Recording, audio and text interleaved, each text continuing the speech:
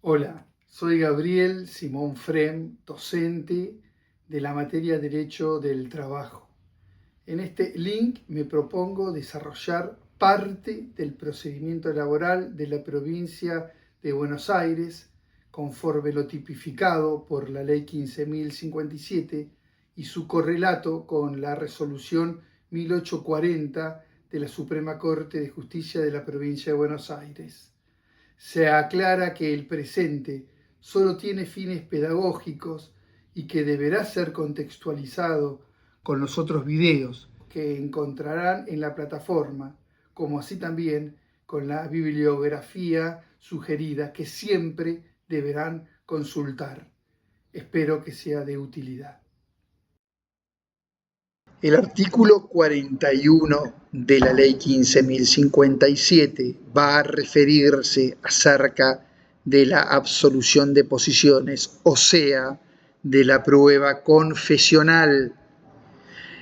Cuando se solicite la absolución de posiciones, será obligatorio para su admisión acompañar el pliego respectivo. Caso contrario, se la tendrá por no ofrecida.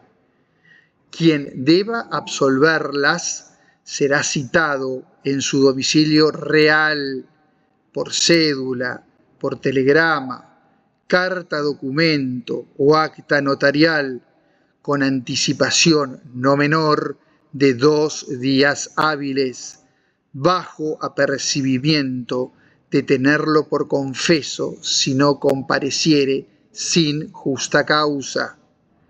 Si quien deba absolver posiciones hubiera sido declarado rebelde en juicio, dicha notificación se practicará en los estrados del juzgado.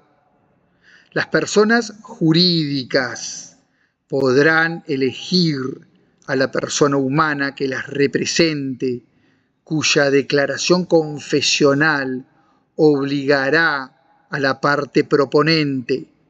A tales fines, al promover o contestar la demanda, deberán indicar quién absolverá posiciones en su nombre y el domicilio dentro del asiento del juzgado donde será citada, asumiendo a su vez que sus respuestas puedan efectuarse con eficaz conocimiento de los hechos, bajo apercibimiento de tenerla por confesa.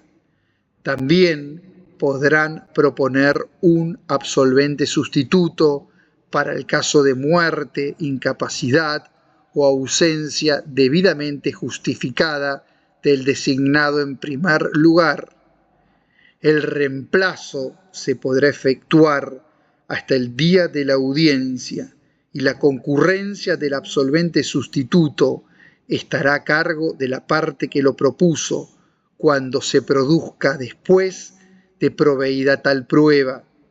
En este caso, su incomparecencia implicará tenerlo por confeso, atendiendo las circunstancias de la causa. A la luz del referido artículo 41, se advierte que la absolución de posiciones, la prueba confesional, debe ser ofrecida con la demanda y con la contestación de la demanda. Asimismo, con la demanda y con la contestación de la demanda, debe ser acompañado el pliego de posiciones. Si no se acompaña el pliego de posiciones, se tiene por no ofrecida la prueba confesional. También subrayo que la citación del absolvente debe realizarse en el domicilio real. La notificación del absolvente es formal, se hace a través de la cédula, del telegrama, de la carta documento o del acta notarial, y se lo debe notificar con una anticipación no menor de 2 días hábiles, bajo apercibimiento de tenerlo por confeso. La rebeldía en la prueba confesional implica que cada una de las posiciones ofrecidas, inmersas, impuestas en el pliego de posiciones, va a tener una respuesta afirmativa. Es importante señalar que si el absolvente ha sido declarado rebelde en el juicio, las posiciones van a quedar notificadas automáticamente en los estrados. O sea, de que si alguno de los litigantes que va a absolver posiciones se encuentra rebelde, no es necesario notificarlo por cédula, telegrama, carta, documento o acta notarial. El solo hecho de no haberse presentado a contestar la demanda hace que se notifique automáticamente de las posiciones en los estrados. Surge también del artículo 41 que quien va a absolver posiciones por las personas jurídicas son sus representantes legales. En la sociedad anónima, el presidente; en una SRL, su socio gerente. No obstante esto, el artículo 41 impone que si se denuncia en la contestación de la demanda una persona física distinta al representante legal, puede ser ofrecido para que absuelva posiciones.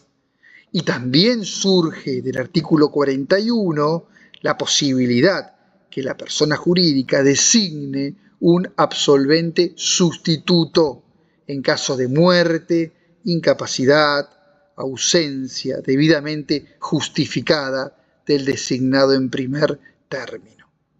La prueba confesional se materializa en la audiencia de vista de la causa, la que tiene una retención audiovisual del proceso. La audiencia de vista de causa se encuentra videograbada conforme el artículo 56 de la Ley 15.057. Se observa que el artículo 41 no legisla sobre la forma de las posiciones ni de las contestaciones, ni sobre el contenido de las contestaciones, ni sobre la posibilidad de preguntas recíprocas, ni sobre la confesión ficta, ni sobre la enfermedad del declarante y cómo justifica el declarante la enfermedad. No establece los efectos de la confesión expresa, ni las facultades del juez. Tampoco se advierte disposición alguna sobre la posibilidad de absolver posiciones mediante oficio, a partir de lo cual, por aplicación del artículo 89 de la Ley 15.057, las normas del Código Procesal Civil y Comercial van a tener importancia, van a ser aplicables en todo lo que resulte compatible y no se oponga con lo dispuesto en el artículo 41. Como principios generales se advierte que las posiciones deben ser claras y concretas, no pueden referirse a más de un hecho, deben ser redactadas en forma positiva, afirmativa, deben versar sobre puntos controvertidos, deben referirse a hechos personales del absolvente. Cada posición importa para el ponente el reconocimiento del hecho a que se refiere. El absolvente debe contestar las posiciones en forma personal, en presencia de la contraria, sin consejo ni borradores. El juez, excepcionalmente, puede autorizar la consulta de algún apunte o de alguna anotación. Como recién lo manifesté entonces, Una posición tiene que referirse a un solo hecho. Una posición no puede referirse a más de un hecho. Por ejemplo, es una posición incorrecta decir, para que jure como es cierto que usted explota un establecimiento que se dedica a realizar autopartes en el que el actor trabajó como encargado, ingresando con fecha 2 de mayo del 2017 y ganando 20.000 pesos. Es incorrecta esa posición porque está referenciando más de un hecho. Es una posición que alude por lo menos a 5 hechos. En contraposición, está correctamente redactada la posición que dice, por ejemplo, para que jure como es cierto que usted explota un establecimiento que se dedica a realizar autopartes. 2, que el actor trabajó para usted. Tercer posición, que el actor se desempeñó como encargado.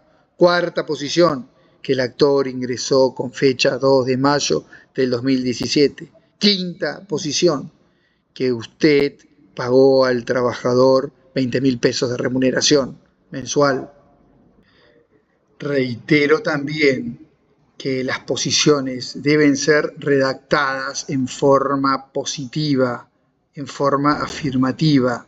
No pueden ponerse a ser contestadas por el absolvente posiciones que impliquen una fórmula negativa, a partir de lo cual es una posición incorrecta que no puede ser puesta a ser contestada por el absolvente, aquellas, por ejemplo, que digan, para que jure como es cierto que usted no trabajó en relación de dependencia, para que jure como es cierto que usted no recibió órdenes, para que jure como es cierto que usted no percibía remuneración, se encuentra correctamente formulada e inserta en el pliego de posiciones la posición afirmativa que, por ejemplo, diga, para que jure como es cierto que usted nunca trabajó en relación de dependencia, para que jure como es cierto que usted jamás recibió órdenes,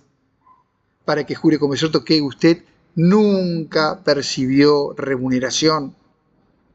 Se advierte entonces que el prefijo no debe ser reemplazado por otras palabras, por ejemplo, el nunca, el jamás, formas de redacción afirmativas, positivas. El absolvente debe contestar las posiciones insertas en el pliego que son leídas por el juez en la audiencia de vista de la causa en forma clara, afirmativa y negativa. O sea, que sus respuestas tienen que ser sí es cierto o no, no es cierto. Después de decir sí o no, puede brindar las explicaciones que estime necesarias. Si el declarante está enfermo, va a tener que justificar su enfermedad y lo va a hacer a través de un certificado médico que, conforme surge del artículo 417, debe indicar con claridad la afección que padece, la fecha en la que ha sido atendido, el tiempo en el que durará el impedimento para poder concurrir a absolver las posiciones y el lugar en donde se encuentre enfermo. Las normas del Código Procesal Civil y Comercial de la provincia de Buenos Aires, que son de aplicación supletoria al procedimiento laboral provincial, establecen las facultades del juez en relación a la producción de la prueba confesional. El juez va a tener amplias facultades, va a poder modificar el orden y los términos de las posiciones, va a poder eliminar posiciones inútiles, podrá autorizar al absolvente la consulta de anotaciones o apuntes cuando deba referirse a nombres, cifras u operaciones contables. Puede tener por confeso al absolvente reticente en la contestación, puede interrogar libremente de oficio a las partes, puede autorizar a las partes a que se hagan preguntas recíprocas. Asimismo, subrayo un viejo adagio por el cual surge que a confesión de parte, relevo de prueba. Esto en consonancia con el artículo 421 del Código Procesal Civil y Comercial, el que establece que la confesión judicial expresa constituye plena prueba. Distintos fallos de la Suprema Corte de Justicia de la Provincia de Buenos Aires han establecido las amplias facultades valorativas de los jueces en relación a la prueba confesional. Por ejemplo, en los autos Fernández con Telefónica, la Suprema Corte de Justicia de la Provincia de Buenos Aires ha resuelto que los jueces de grado tienen un amplio margen de discrecionalidad con relación a la evaluación de la prueba confesional. En los autos Garriga contra Oeste Pat SRL resolvió que los tribunales del trabajo están facultados para tener por cierto los hechos señalados en las posiciones absueltas en rebeldía, pero en modo alguno obligados a acceder por la sola confesión ficta, automática o mecánicamente, a las pretensiones deducidas. Ello toda vez que deben apreciarse en su correlación con el resto de las pruebas para decidir la eficacia que se le adjudica como elemento de convicción, pues de lo contrario se haría prevalecer la ficción sobre la realidad y la decisión podrá alejarse de la verdad material, siendo potestad privativa de los jueces de grado ponderar sus efectos con amplio margen de discrecionalidad. También ha sostenido la Suprema Corte de Justicia de la Provincia de Buenos Aires que la absolución de posiciones es un medio para provocar que el adversario absolvente reconozca bajo juramento o promesa de decir verdad un hecho pasado previamente afirmado por el ponente, personal o de conocimiento personal de aquel y contrario al interés que sostiene en la concreta causa. Esto lo ha sostenido en los autos Berterame contra Empresa Libertador San Martín sobre despido. También la Corte de la Provincia de Buenos Aires fijó que las posiciones deben versar sobre puntos controvertidos que se refieran a la actuación personal del absolvente y en caso de confesión ficta, es decir, cuando el absolvente no comparece a declarar, el tribunal de grado puede tenerlo por confeso sobre los hechos personales, teniendo en cuenta las circunstancias de la causa. Por último, sobre el tópico, me gustaría advertir algo que es elemental y que va de suyo. No obstante, es importante remarcar, la prueba confesional sirve en tanto y en cuanto sea en contra del absolvente, no a favor del declarante. Y esto lo ha sostenido la Corte en numerosos precedentes, entre otros en la causa Ávila contra Telecom, en la que resolvió que la absolución de posiciones prueba en contra, pero no a favor del absolvente. Los artículos 42 y 43 de la Ley 15.057 van a referirse acerca de la prueba testimonial. El artículo 42 dispone que cada parte podrá ofrecer hasta 5 testigos, salvo que por la naturaleza de la causa o por el número de actores o de cuestiones de hecho sometidas a decisión del juez, se admitiera una cantidad mayor.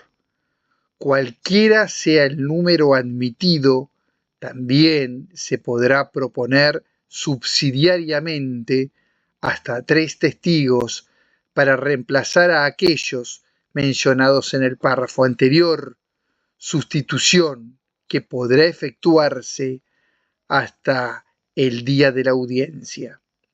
Podrán ser testigo toda persona que haya cumplido 14 años de edad, si al proponer la prueba el trabajador solicitare que los testigos sean examinados directamente por el juzgado, siempre que tuvieran su domicilio en la provincia, el Estado abonará los gastos de traslado con cargo de reembolso al mejorar de fortuna.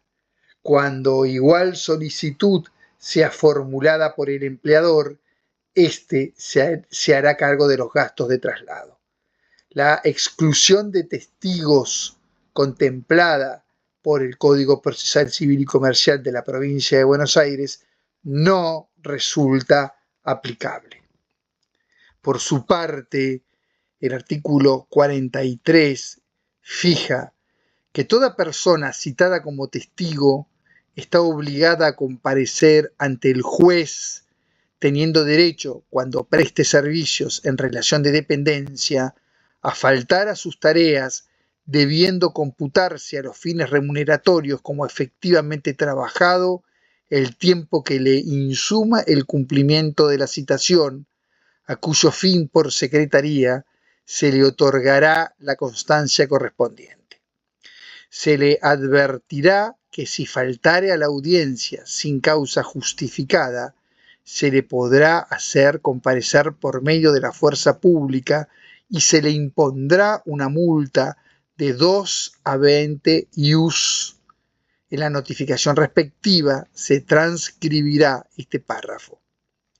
La citación se hará por cédula, por telegrama, por carta documento o por acta notarial, con anticipación de 2 días hábiles como mínimo al de la audiencia, salvo los testigos de reemplazo, cuya concurrencia será a cargo de la parte que los ofreció.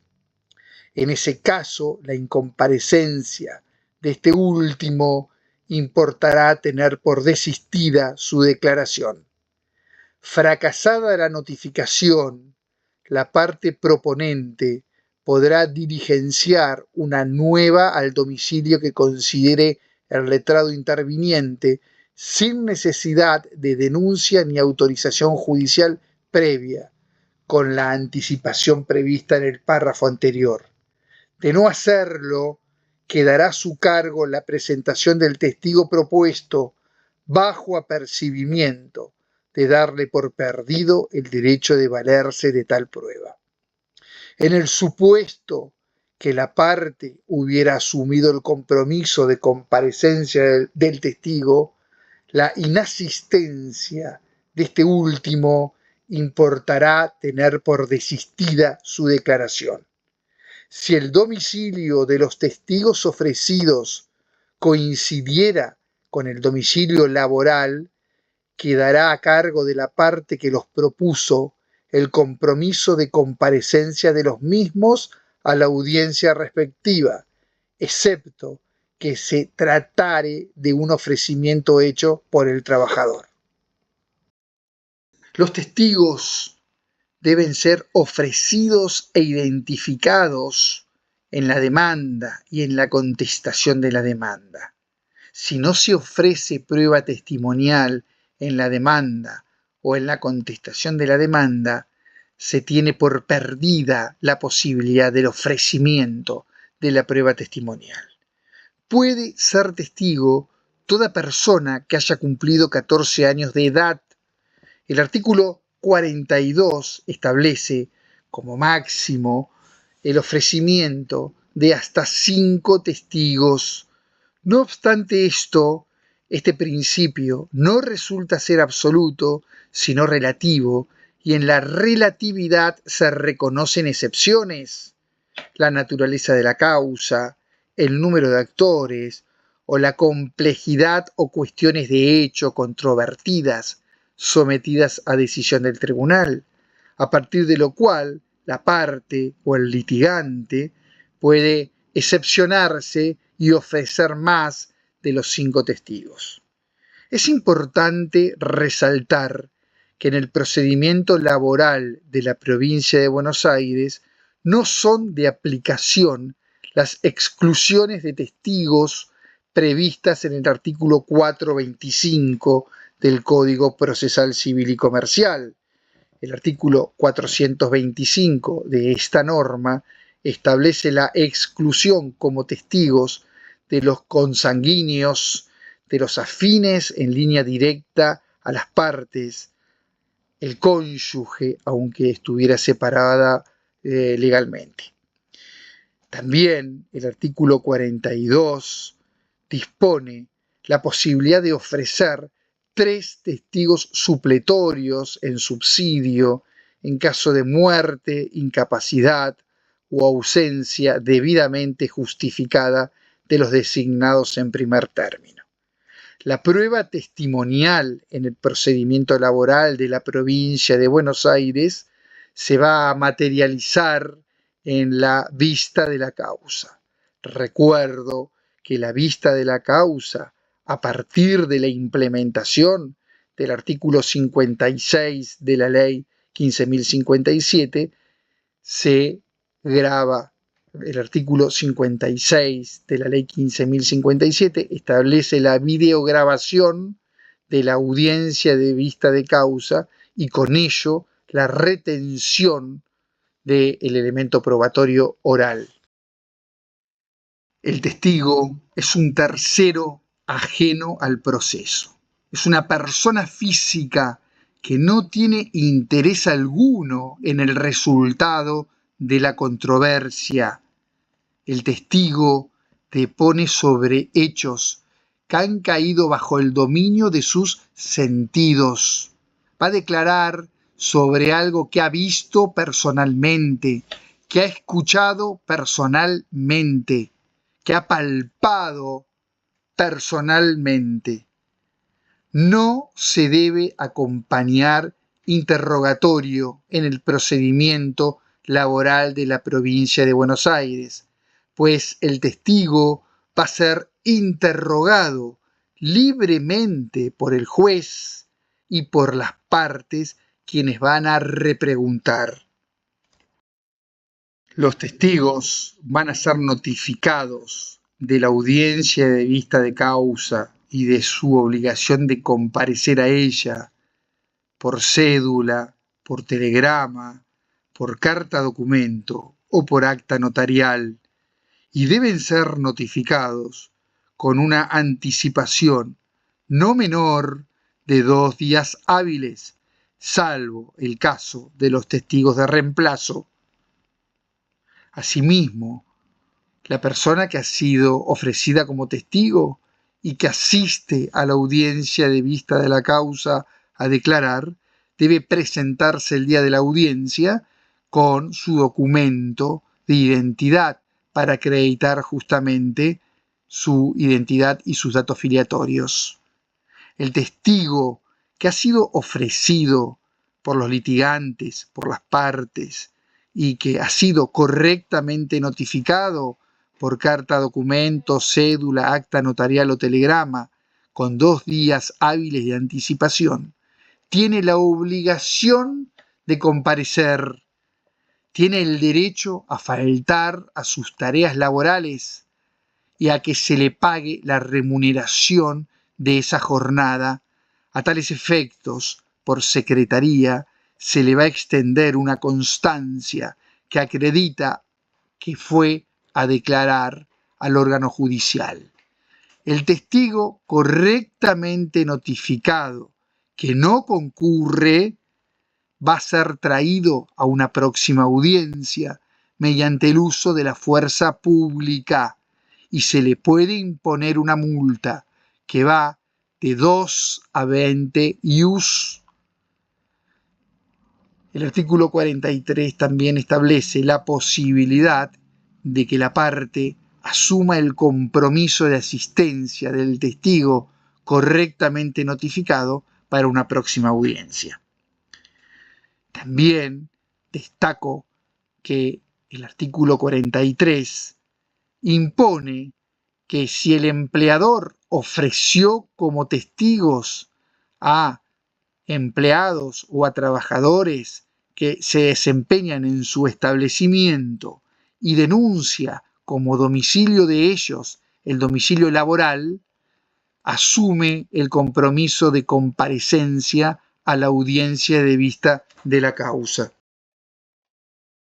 Algunos aspectos de la prueba testimonial no se encuentran legislados en los artículos 42 y 43 de la Ley 15.057. Nada dice la norma procedimental laboral de qué sucede en caso de oposición a la declaración de los testigos o a la caducidad de la prueba testimonial o al orden de las declaraciones de los testigos o a la necesidad de que el testigo preste juramento o promesa de decir verdad o al interrogatorio preliminar que se le debe realizar al testigo o a la forma del examen o de las preguntas o de la respuesta de los testigos. Nada dice la norma laboral acerca de los careos o de las consecuencias del falso testimonio u otros delitos que pudieran generarse a partir de la declaración de los testigos.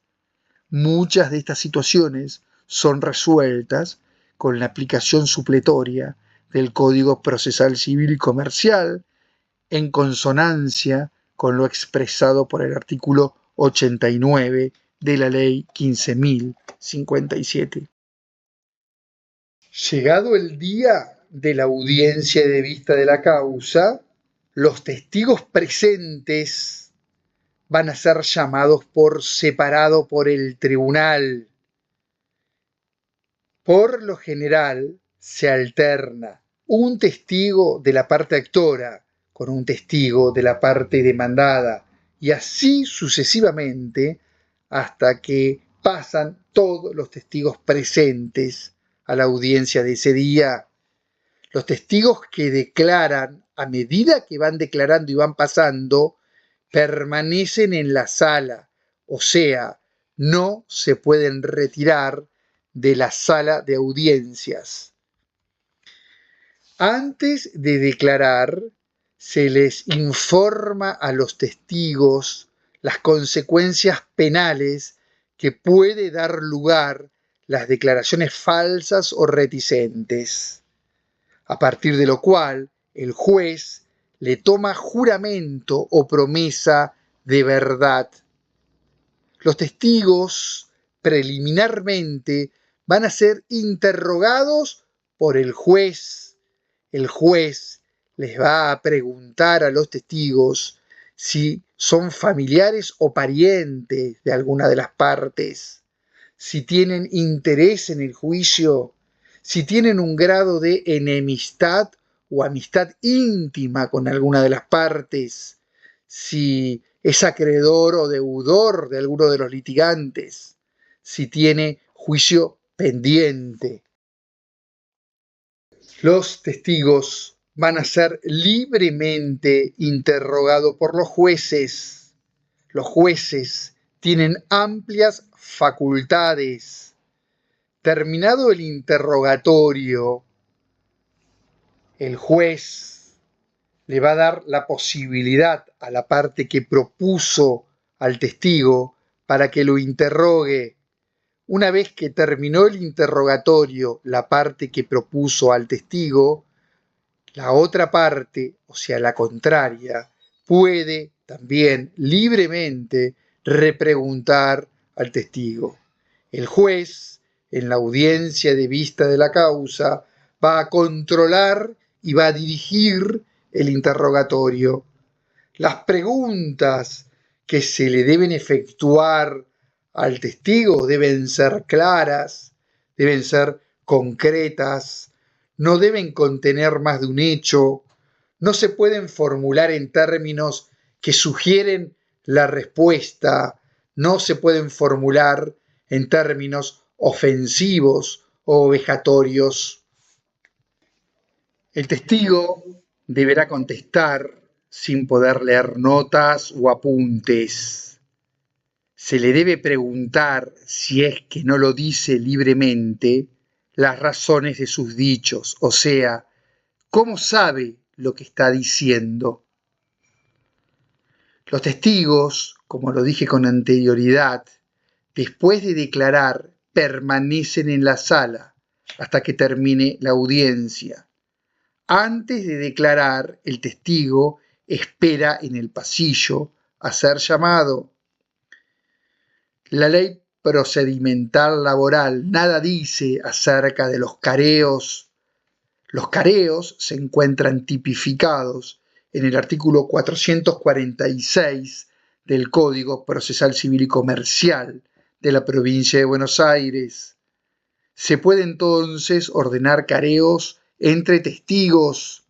También puede ordenarse careos entre testigos y partes. Algunos fallos de la Suprema Corte de Justicia de la provincia de Buenos Aires relevantes en relación a la prueba testimonial. El testigo depone sobre hechos que han caído bajo el dominio de sus sentidos, mientras que el perito, que es un auxiliar del juez, realiza una comprobación de los hechos y una determinación de sus causas y efectos. Esto ha sido sentenciado en los autos Jara contra La Puntual sobre haberes adeudados. No es suficiente para descalificar a un testigo la mera circunstancia que éste haya manifestado, al preguntársele por las generales de la ley, ser amigo de una de las partes, si del contexto resulta la objetividad de su declaración. Esto ha sido establecido en los autos Jiménez contra Ródenas María sobre indemnización por despido. No es suficiente para descalificar un testigo la circunstancia de que tenga juicio pendiente con la propia accionada, si del contexto de su declaración resulta evidente su objetividad en el criterio del Tribunal del Trabajo. Pereira y otros contra Alicorp Argentina. La aseveración según la cual quien tiene juicio pendiente contra la demandada no es testigo idóneo, por cuya razón deben ser descalificado, constituye una mera afirmación dogmática y como tal violatoria de las normas procesales que rigen en materia laboral. Consecuentemente, no es suficiente para descalificar un testigo la circunstancia de que tenga un juicio pendiente contra la misma empresa, si del contexto de su declaración resulta evidente su objetividad en el criterio del tribunal. Esto ha sido fijado en los autos Artascos contra Becci sobre indemnización por despido.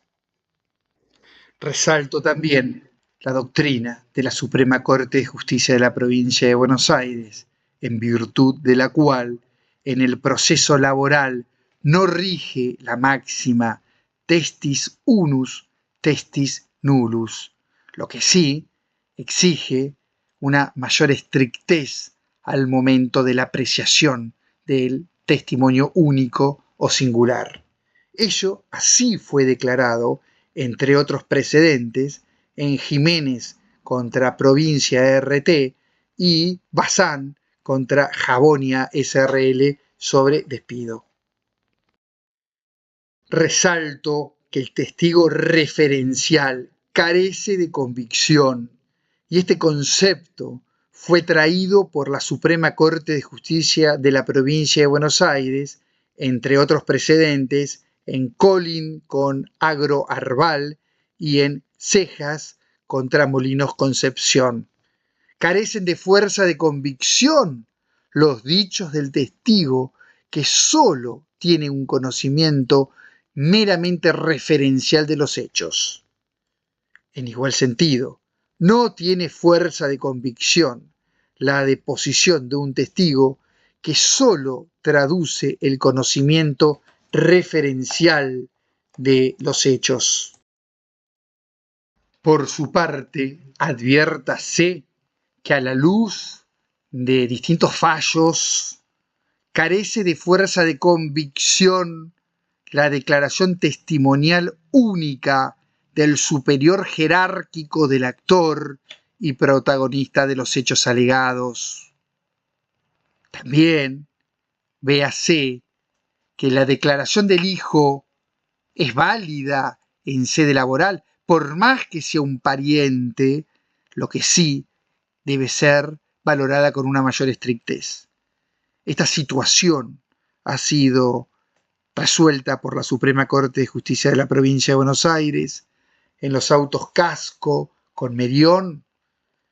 La Suprema Corte fijó que la limitación a que alude el artículo 425 del Código Procesal Civil y Comercial respecto a la declaración testimonial de los parientes, en el caso el hijo, puede considerarse como condicionante de la idoneidad de la deposición de quien resultó ser el único testigo presencial del hecho y que por ende lo convierte en necesario y pudo razonablemente merituarse en todo caso con mayor estrictez, con arreglo a la restante prueba habida en la causa, pues de lo contrario se frustraría la posibilidad probatoria.